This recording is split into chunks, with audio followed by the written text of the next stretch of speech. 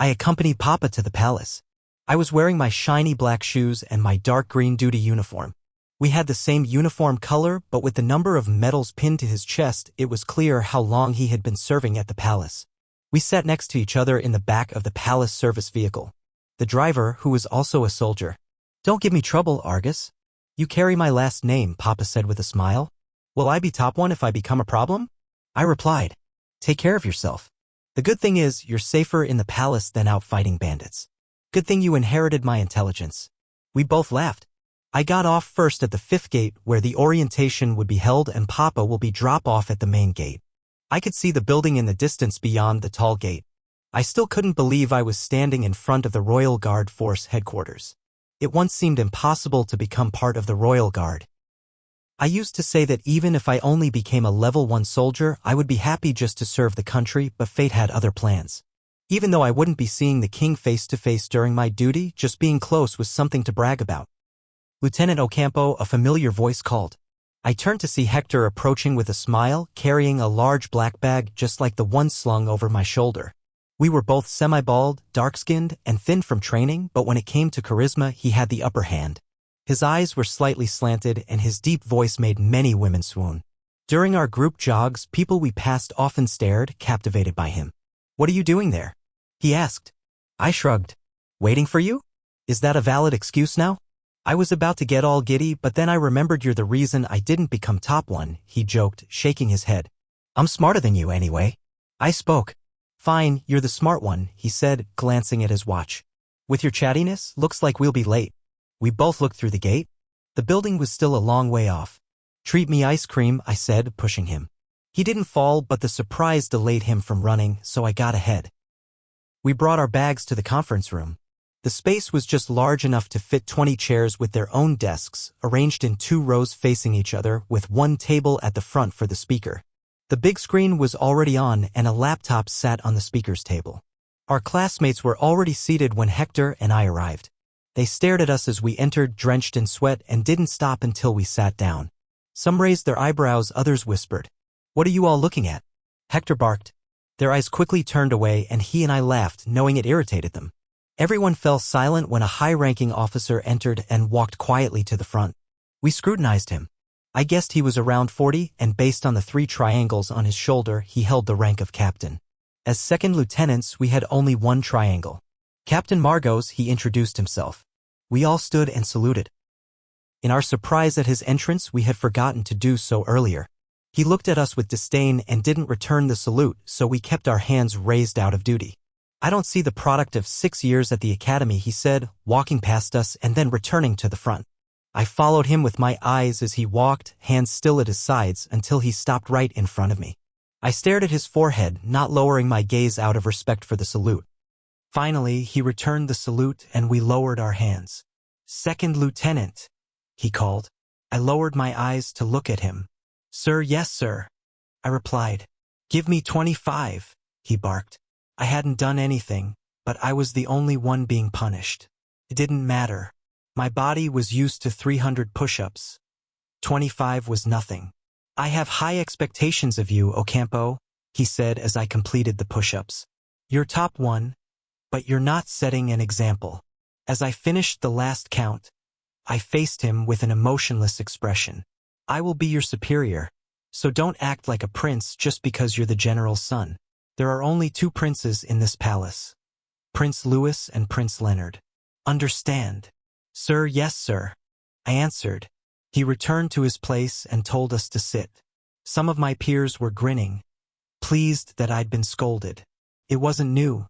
I should be used to it, but now that we've graduated, I hoped I'd stop being seen only as the general's child. It made all my hard work feel devalued.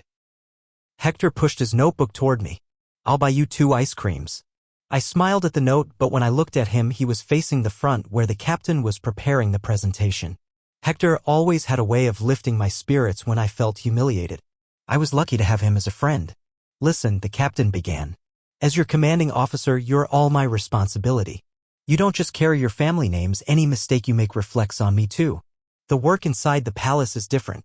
The lives of the royal family take priority over citizens, even over your own." He pressed a key to change the slide. There are 3 levels of security in the palace.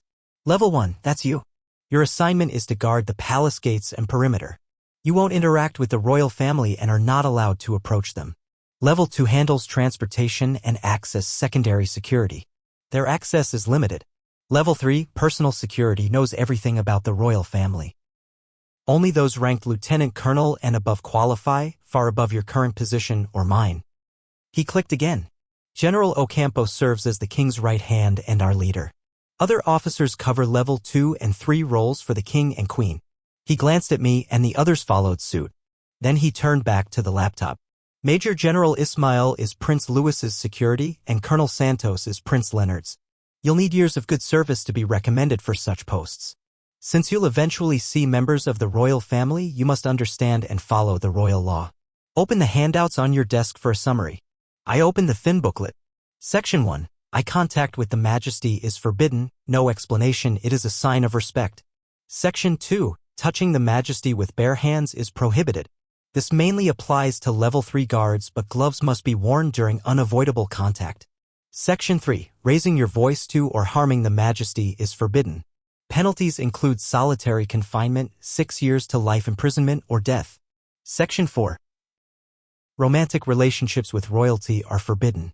While all the king's children are currently princes, this offense carries the death penalty. Death penalty right away? What if they really loved each other? Couldn't the princess save her beloved?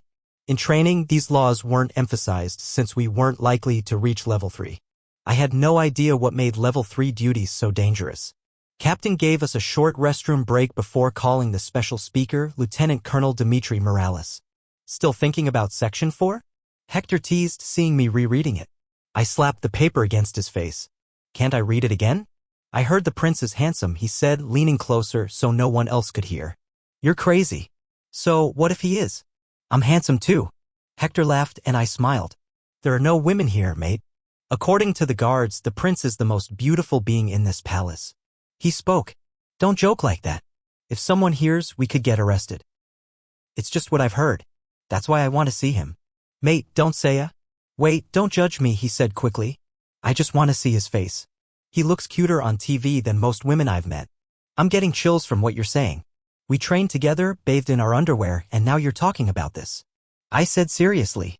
He laughed at my serious tone. You're really judgmental. Even if you stripped, I wouldn't desire you. I just want to admire beauty. Is that a crime? Whatever you say. I was overthinking, I knew. Thankfully, Colonel Morales arrived and interrupted my thoughts. We stood to greet him, but he stopped in front of me and made everyone else sit down. There's no special treatment for the general's son here. If you want to back out, now's your chance. His wide eyes stared at me. I wasn't intimidated. I calmed myself by imagining how much more handsome I looked than his wrinkled face. Don't be like your father, climbing ranks so easily. You won't be a royal guard. You'll be a level 1 for life. He smirked. Captain Margot's, watch this child. He looks like he wants to eat me alive. He kept staring, but I didn't break eye contact.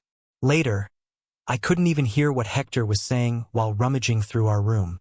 I sat quietly on one of the 2 single beds with white sheets. How was I supposed to know there was no ice cream at the cafeteria? He stopped unpacking and sat beside me. Same drama again.